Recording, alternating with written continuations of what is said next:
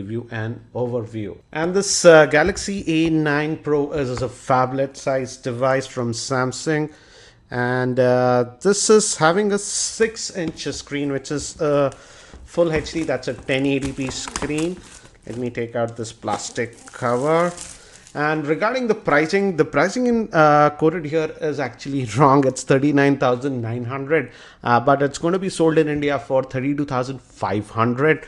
And this time I would say I won't slack Samsung that much.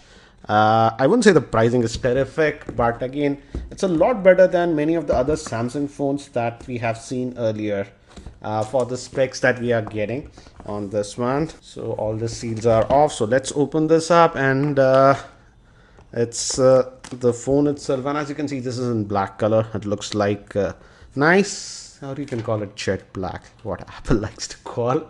So again, we have glass here on the back, just like the Galaxy S7 or the Note. So it looks really cool. And in here it says it has a 16 megapixel rear facing camera, which is actually optical image stabilization, and an 8 megapixel front facing camera, fingerprint scanner, and it says it also has fast charging. So let's just check this out.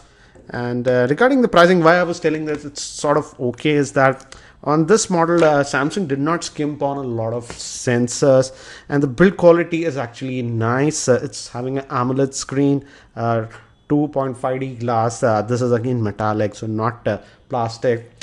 So for Snapdragon 652, I feel it's okay. Yes, again, yeah, you can't compare it to Lico and the Xiaomi's. They are a lot cheaper, but now even the Zenfone 3 is priced a lot higher. And Sony and HTC prices their phones with Snapdragon 650 etc. even more than this one. So anyways, that's regarding the pricing. And the biggest thing about this device is the battery. It's having a 5000 milliamp hour battery, and guys, considering the weight of the device, having a 5000 milliamp hour battery, it's not that heavy. So that was a little bit on the stranger side. And underneath, we get the SIM ejector tool, a quick start guide. I won't open this boring stuff. So here we have the charger, and yes, it's a quick charger. The output is 9 volts at 1.67 amperes and at 5 volts at 2 amperes. So yes, it is indeed a quick charger. And if I recall, the Note 4 etc. also had this similar charger. And this is the USB to micro USB cable. So still micro USB on this, and we also get a headset with this one. So let me keep these things to the side, and we'll look at the handset now. So here is the Samsung Galaxy A9 Pro, and let me actually give you a physical overview first. Here on the top, we have a dedicated tray. Actually, this is for a micro SD card. This is I don't expect this on this device. Let me actually show you. If you open this, this is the tray for a micro SD card slot.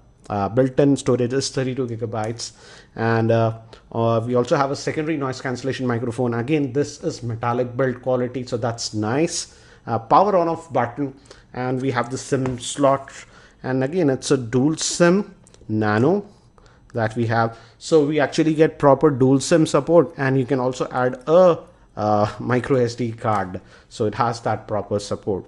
On the bottom, we have the opening for the main microphone, the speaker grill, again the micro USB slot, a 3.5mm headphone jack, and on this end, the volume rockers. And I have to say, initial impressions, the build quality is really good.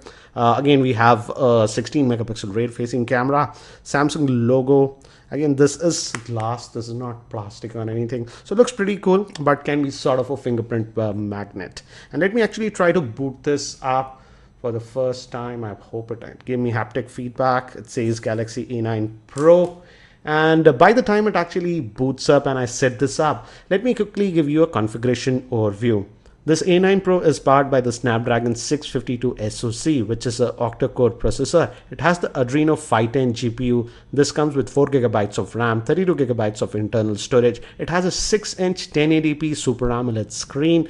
It is a dual SIM device with a proper SD card slot. Moving to the camera, we have a 16 megapixel rear facing camera with optical image stabilization and a 8 megapixel front facing camera. It also has a 5000 milliamp hour battery with fast charging support, and it also has a fingerprint scanner. And I was just setting up the Wi-Fi, and the good thing is that it has both the 5 gigahertz as well as the 2.4 gigahertz Wi-Fi band.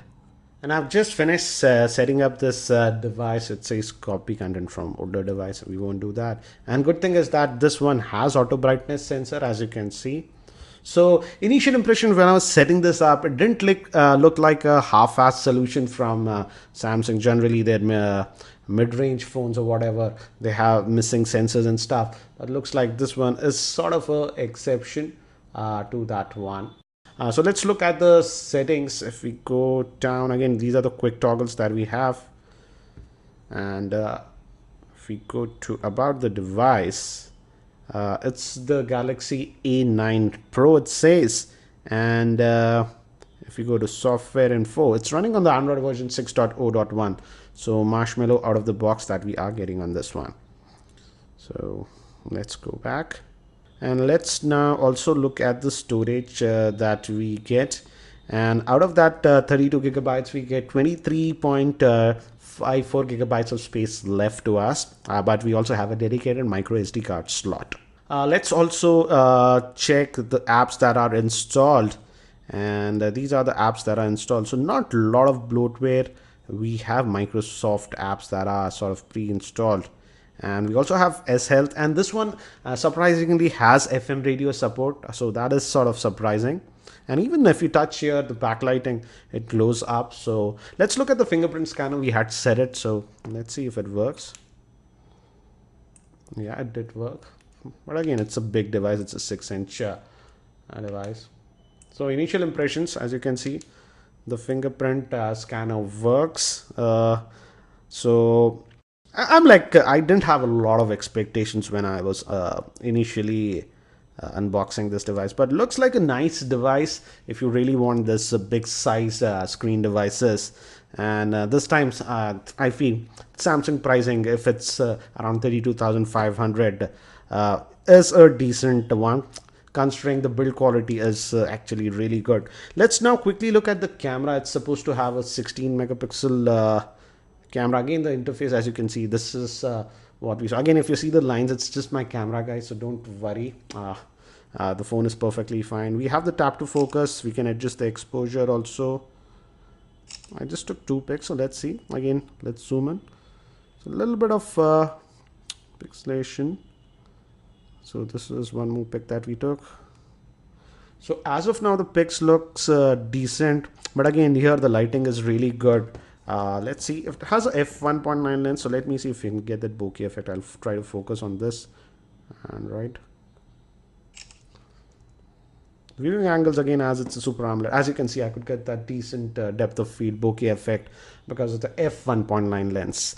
Again, too early to comment about the camera performance. I will definitely test out the camera performance as it's having a 16 megapixel camera with OIS, that's optical image stabilization.